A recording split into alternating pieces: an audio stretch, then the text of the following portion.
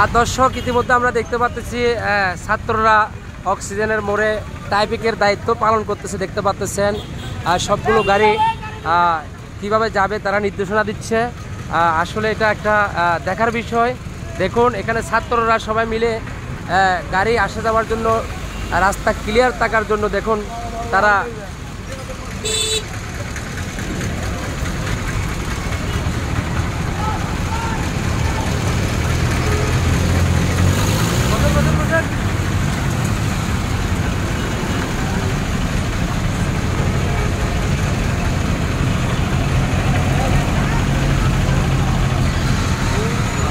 আর লোকজনকে আসা যাওয়া করার জন্য সুযোগ করে দিচ্ছে, যেন জাম না বাজে।